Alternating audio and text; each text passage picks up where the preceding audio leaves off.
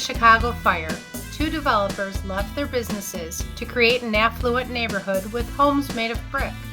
And although their venture wasn't successful, their contributions were the framework of Little Village. During that time, the immigrants, the Germans, the Czechs, and the Polish, occupied this area and worked in nearby factories, which set the tone of the area, and it has been a working-class neighborhood ever since.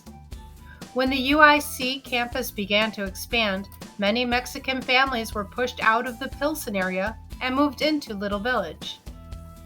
At this time, the Europeans were heading to the suburbs like Cicero and Berwyn, and by the 1970s, Little Village started to become known as the Mexico of the Midwest as more Mexican-American families moved into the community.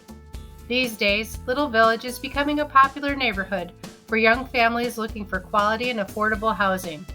New condominiums and vintage flats are a big draw for the first-time homeowners, and detached homes with brick bungalows catch the eye of families and folks who just want a little more space. Here's a map of Little Village and some interesting facts. Little Village is known as one of Chicago's gems. La Villita is best known for its traditional bakeries, delicious food, traditional candies, and its unique crafts. It is considered Mexico of the Midwest. In the 26th Street retail, you can find anything you would find in Mexico. Various murals portray the culture with vibrant colors.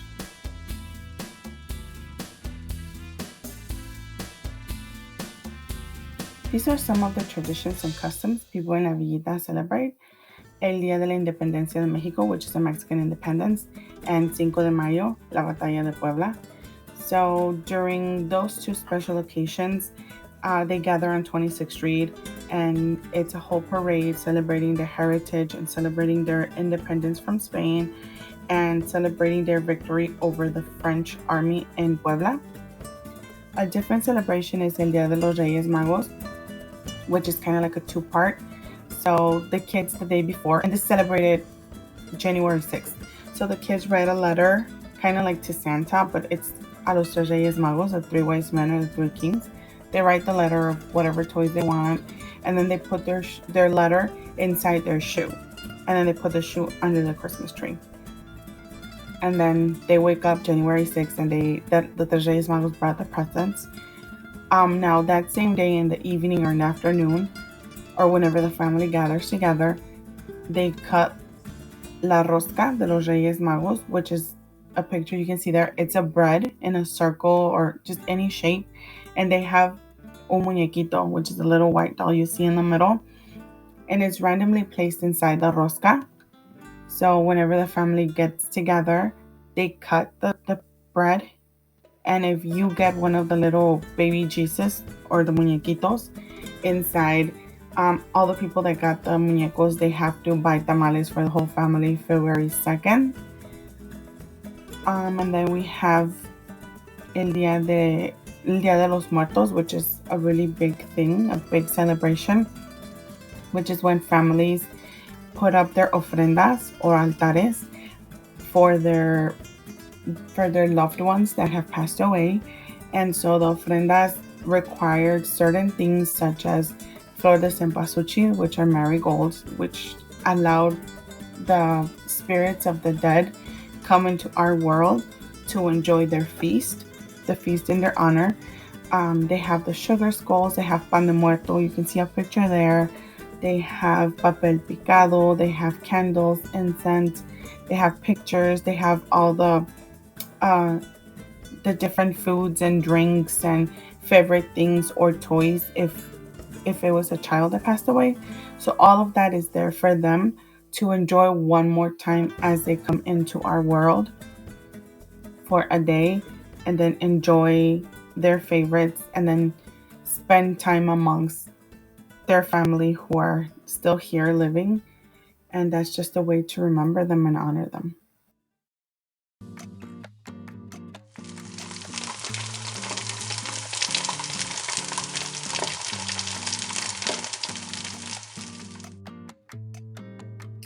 Little Village is a wonderful neighborhood to enjoy authentic Mexican cuisine. Foods like tacos, mole, pozole, tamales, enchiladas, and many more. Little Village is also known for their food vendors, who serve customers from a food cart full of delicious food items like tacos and tamales. But some of the favorite food vendors sell items like raspas, known as snow cones, tons of fruit with chili powder and lime, and of course, the famous elotes, which is a corn on a stick. And according to Latinos Progresando, Little Village is the highest grossing shopping and tax revenue hub in the city, after Michigan Avenue. It's lined with independent storefronts and colorful restaurants that awaken and envelop the senses. These Mexican restaurants are located in what is called 26th Street. 26th Street is on 26th Street and expands from Costner Avenue to Sacramento Avenue. This neighborhood shopping district was once suggested for renaming by former Mayor Rahm Emanuel to the Second Magnificent Mile. These are some of the authentic clothing from Mexico. We have the traje de charro, we have the china poblana, we have la ropa folclórica, which is folkloric outfits, the mariachi for men and women, the guayabera and sarape, and all these clothings are worn during either a mariachi performance or folkloric dances, which are the common occasions, or whenever they get together to celebrate Mexico's independence or the Cinco de Mayo in the parade.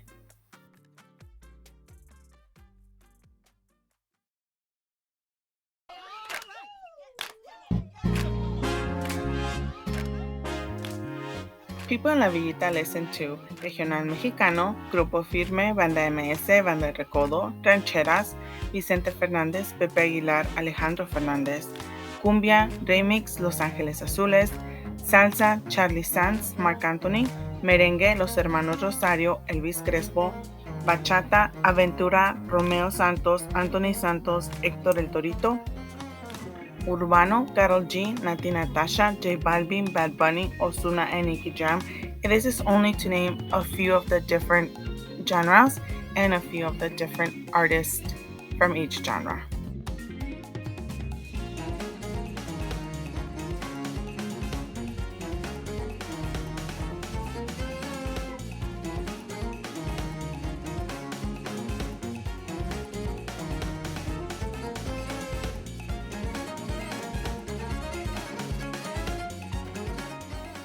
The demographics for Little Village are concerning. With over 70,000 citizens, of which 80% are of Mexican descent, the median household income is around $30,000, which hovers around the poverty level. There are 20 churches in the community, 12 health centers, 2 hospitals, but just one Chicago Public Library.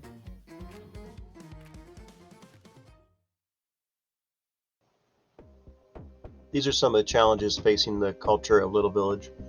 Poverty, gangs, violence due to gang rivalry, drugs and firearms are easily accessible to youth, not many programs to keep youth off the streets, limited mental health support, and limited resources in general.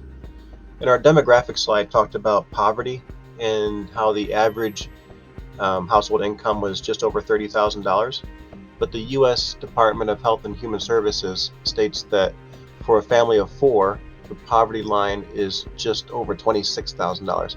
So most families in Little Village are just barely over poverty.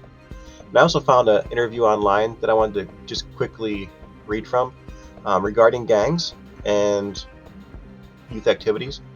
It deals with 2 gangs in particular, and here's a quote. The Latin Kings and the 2-6 are the 2 major groups that are in Little Village. We have about 5 groups in Little Village on the outskirts that work their way into Pilsen, but the predominant 2 gangs are the 2-6 and Little Latin Kings. Both started as social athletic clubs and evolved into what we now know as average street gangs. Both started in the 1940s, 50s, and 60s. The Latin Kings started a little earlier as the Young Lords, and the 2-6 were a softball group that turned into a gang over the years. I just thought that was interesting because even when there are activities, you kind of have to do more than just give kids something to do after school.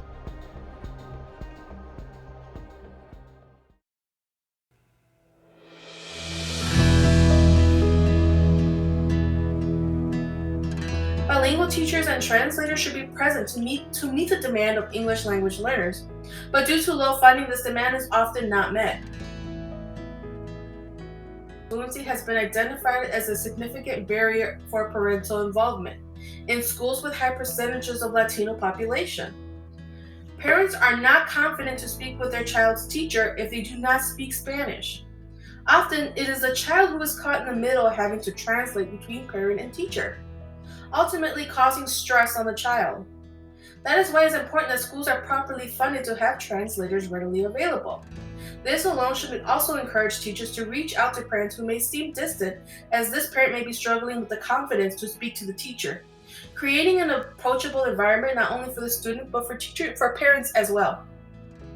In the article, The Potential and Promise of Latino Students states, the National Center for Educational Statistics project that by 2023, 1/3 of all students in the U.S. will be Latino.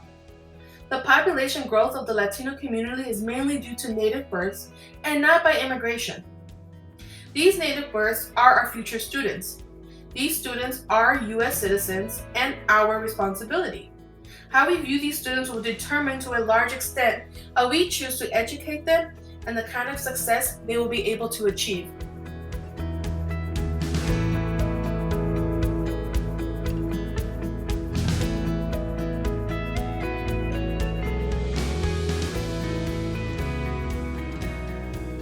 Thank you to the volunteers and the support of the community organizations.